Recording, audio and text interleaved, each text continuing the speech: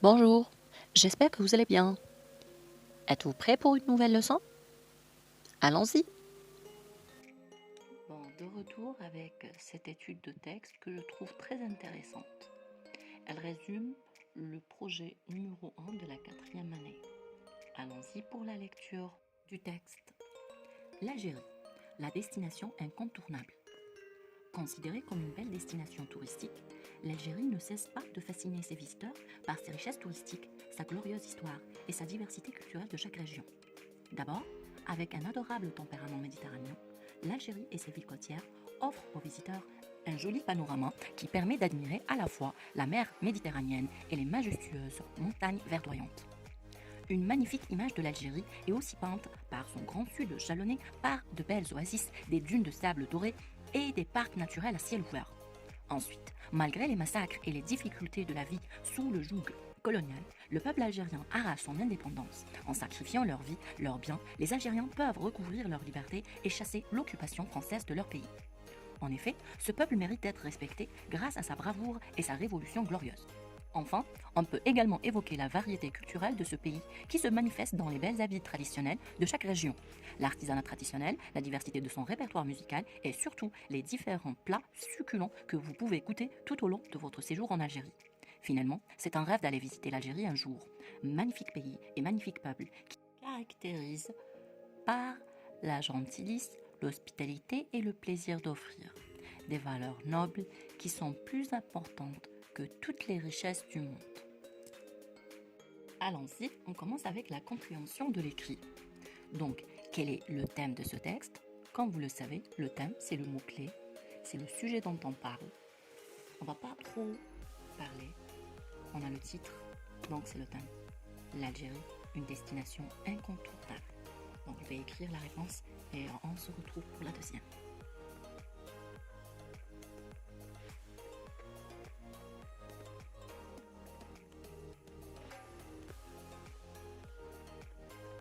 Allons-y. Pour la seconde question, quelle est la thèse défendue par l'auteur? La thèse, c'est le point de vue, c'est l'avis. On sait très bien qu'elle se trouve dans l'introduction. Donc, considérée comme une belle destination touristique, on ne peut pas omettre ça parce qu'elle contient deux mots clés.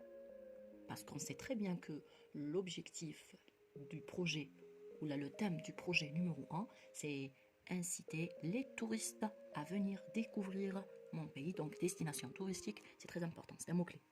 L'Algérie ne cesse pas de fasciner ses visiteurs par ses richesses touristiques, sa glorieuse histoire et sa diversité culturelle de chaque région. Je vois que tout ça représente notre thèse, donc je vais rien en mettre, je vais la donner telle qu'elle est. Donc, je vais écrire le début et la fin, du premier paragraphe. Considérez jusqu'à chaque région.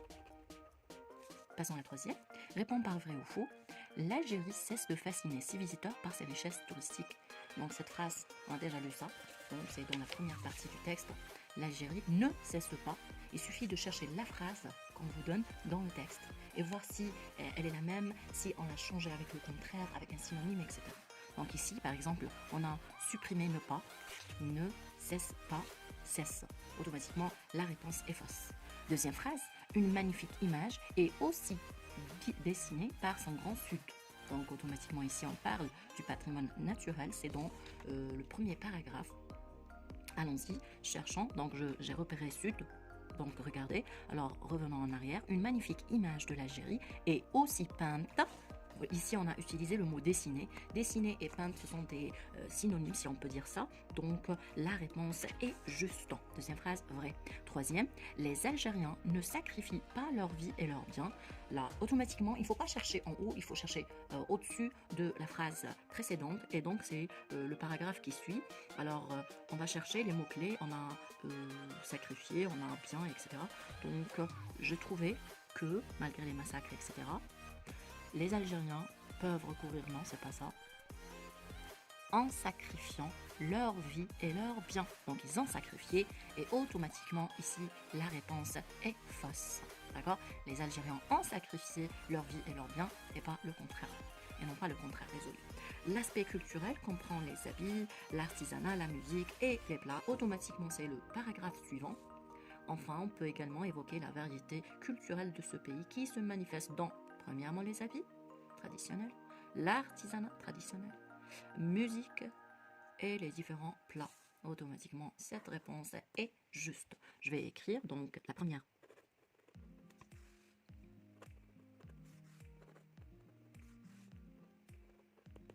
Passons à la question suivante.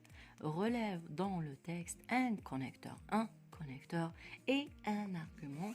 Donc, bien évidemment, on va chercher dans le développement. Et le développement, comment on va le reconnaître? C'est à partir de l'alinéa. Si vous rappelez de ça, j'ai dit qu'à partir des alinéas, on identifie l'introduction, le développement et la conclusion. Donc voilà, ça c'est le deuxième alinéa. Donc le développement commence par ici jusqu'en Algérie. Comme vous voyez ici, notre texte est bien organisé. Les connecteurs sont d'abord, ensuite, enfin, donc on n'a pas un problème à les repérer. Donc, on va essayer de trouver un argument, mais bien sûr, on va essayer de trouver un argument plus ou moins court. Alors, lisons ensemble le premier argument. Avec un adorable tempérament, méditerranéen, l'Algérie et ses villes côtières offrent aux visiteurs un joli panorama qui permet d'admirer à la fois la mer Méditerranéenne et les majestueuses montagnes verdoyantes. Une magnifique image. Et que l'argument numéro 1 est un petit peu long puisqu'on parle des côtes et après on parle du sud. On ne peut pas supprimer quelque chose, même si on va omettre le vocabulaire de description, quand même, il reste assez long. Pour le second, ensuite, malgré les massacres et les difficultés de la vie sous le joug colonial, ça on peut le remettre bien sûr, le peuple algérien arrache son indépendance en sacrifiant leur vie et leurs biens. Les Algériens peuvent recouvrir leur liberté et chasser l'occupation française de leur pays. Ici, je peux laisser le peuple algérien arrache son indépendance, mais ça c'est très intéressant à dire, donc je peux pas, mais je préfère ne pas choisir cet argument.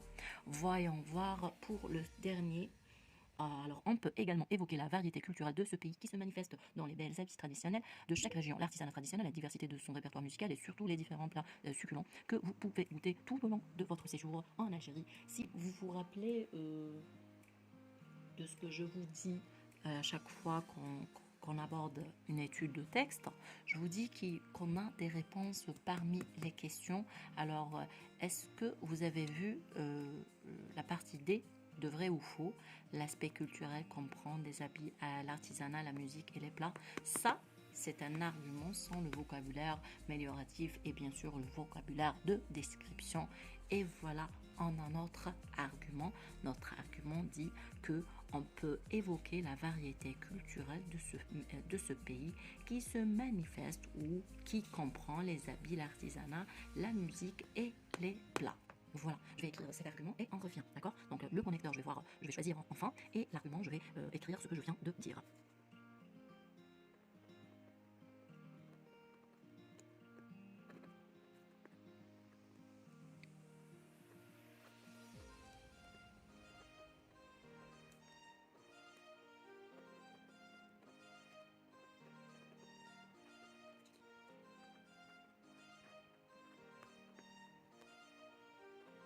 Alors ici, j'ai changé ce manifeste par comprend les habits,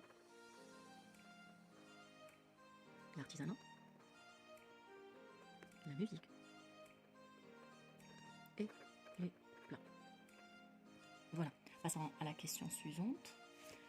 Relie par une flèche le paragraphe numéro 1, paragraphe numéro 2 et 3 avec narratif à visée argumentative, informatif à visée argumentatif, descriptif à visée argumentative. Donc, sans chercher midi à 14h, dans le premier paragraphe du développement, on a parlé de quoi? on a parlé des villes côtières, les montagnes, le sud, les oasis, les dunes, etc. Ça, c'est l'aspect naturel, c'est un parc naturel. Donc, automatiquement, qu'est-ce qu'on fait pour la nature? On ne peut rien faire que la décrire. Donc, le premier paragraphe, il est de type descriptif à visée argumentative. D'accord? Paragraphe 2. Alors, dans le second paragraphe, on parle de l'histoire de l'Algérie. Automatiquement, qu'est-ce qu'on fait pour l'histoire? On ne peut rien faire que la raconter. Donc, le type de texte est narratif. Automatiquement, pour la culture, le troisième paragraphe, on donne des informations pour la faire connaître et automatiquement, la visée est, le type plutôt est informatif. D'accord? Donc, je vais relier et je reviens. Donc, le premier paragraphe, descriptif. Le second, narratif. Ah, désolé. Et le troisième, informatif. Alors, on continue avec la question suivante. Les Algériens se caractérisent par l'hospitalité et le plaisir d'offrir. Donc, voilà, ça c'est un nom. On va trouver son synonyme ou sa signification. Le mot souligné veut dire oasis, belle ou charité. Alors, il faut mettre les choses au clair. Donc, mes chéris, ça c'est un nom. Donc, on va remplacer un nom par un nom. Et donc, on va supprimer belle puisque c'est un adjectif. On a maintenant oasis et on a charité. Donc, oasis, c'est ce lieu, cet espace qu'on trouve dans le désert, d'accord? Et la charité, c'est l'indulgence, c'est une bienveillance, d'accord? Alors, voyons voir, est-ce qu'on peut remplacer hospitalité par oasis? Les Algériens se caractérisent par les oasis? Non, je crois pas. Et automatiquement, la réponse est charité, d'accord? Question suivante. Relève dans le texte 4 mots appartenant au lexique mélioratif. Donc, le lexique mélioratif, c'est l'ensemble de mots qui valorisent, qui sont positifs. D'accord? Alors, ce texte est bien rempli de vocabulaire mélioratif. Commençons par considéré par une belle destination touristique. L'Algérie ne cesse pas de fasciner ses visiteurs par ses richesses touristiques, sa glorieuse histoire et sa diversité culturelle de cette région. D'abord, avec un adorable tempérament méditerranéen, l'Algérie et ses villes côtières offrent aux visiteurs un joli panorama qui permet d'admirer à la fois la mer Méditerranée et les majestueuses montagnes verdoyantes. Une magnifique image de l'Algérie est aussi peinte par son sud jalonné par de belles oasis, des dunes de sable et des parcs naturels à ciel ouvert. Ensuite, malgré les massacres et les difficultés, la vie sous le joug colonial, le peuple algérien arrache son indépendance en sacrifiant leur vie et leurs biens. Les Algériens peuvent recouvrir leur liberté et chasser l'occupation française de leur pays. En effet, ce peuple mérite d'être respecté pour sa bravoure et sa évolution glorieuse. Enfin, on peut également évoquer la variété culturelle de ce pays qui se manifeste par de belles habits traditionnels de chaque région, l'artisanat traditionnel, la diversité de son répertoire musical et surtout les différents plats succulents très bon, que vous pouvez goûter tout au long de votre séjour en Algérie. Finalement, c'est un rêve d'aller visiter l'Algérie un jour. Magnifique pays et magnifique peuple qui se caractérise par la gentillesse, l'hospitalité et le plaisir d'offrir ces valeurs nobles qui sont plus importantes que toutes les richesses du monde. Donc, vous voyez, il est vraiment riche par le vocabulaire mélioratif ou valorisant. Donc, passons à la question suivante.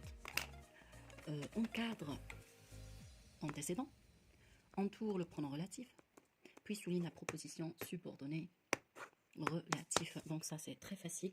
Alors voilà un joli panorama qui permet d'admirer à la fois la mer et les montagnes. Donc on vous demande d'entourer, donc on entoure le pronom relatif. On encadre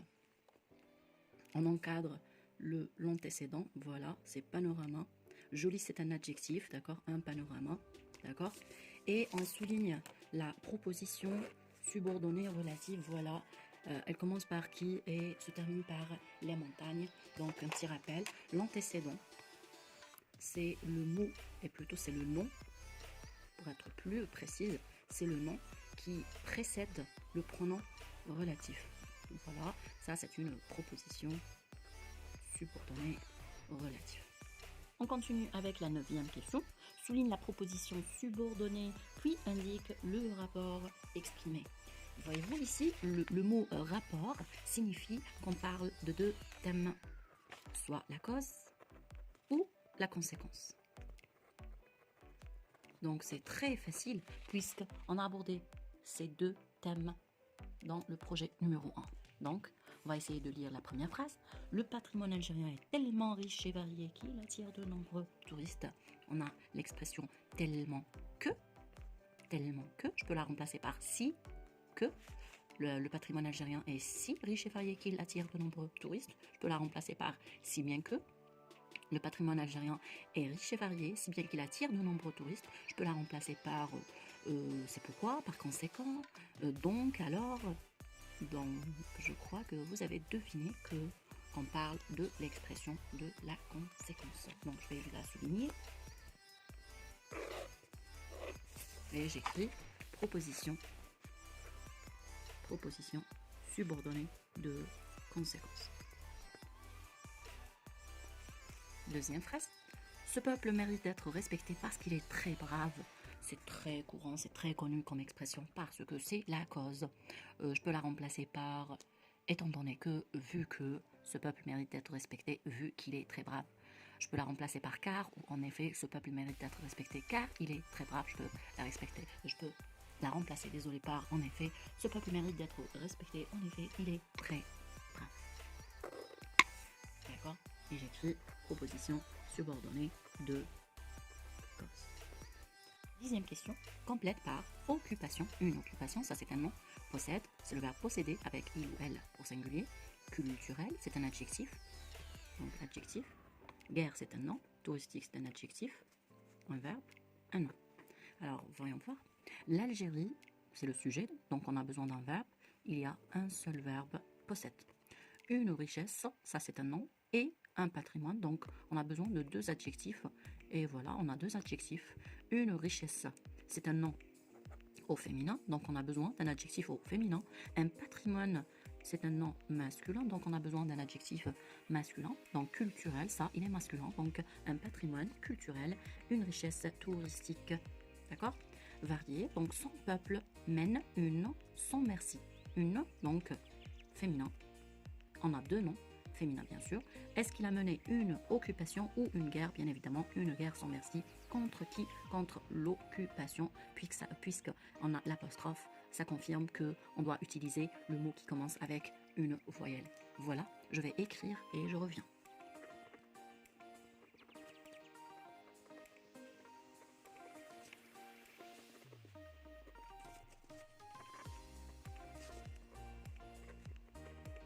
Voilà, 11e question, mais au présent de l'indicatif. La richesse touristique de l'Algérie, le verbe séduire, un verbe de 3e groupe, qu'on doit conjuguer avec quoi? Ça, c'est un complément de nom, non? Ça, c'est un adjectif, non? Voilà notre sujet, qui peut être remplacé par le pronom elle. Elle, 3e groupe, la terminaison des verbes qui se termine avec RE, c'est SST, donc la réponse sera séduit avec T. Les visiteurs, ces derniers, le verbe exprimé, un verbe de premier groupe, donc c'est très facile, avec il avec S, donc E, ES, E, O, N, S, E, Z, E, N, T, donc la terminaison sera E, N, T, exprime E, N, T, le E, N, T ne se prononce pas. Leur est un nom de la diversité culturelle qui, donc ça c'est un pronom relatif qui remplace le sujet. Donc le sujet c'est quoi? C'est le nom qui le précède, la diversité, donc le pronom elle peut le remplacer. Donc elle, le verbe éblouir. Ici, le verbe éblouir, c'est un verbe de 2e groupe, donc la terminaison IS, IS, IT, I2S, O, N, S, I2S, EZ, I2S, E, N, T, avec elle, la terminaison IT. J'écris et on revient.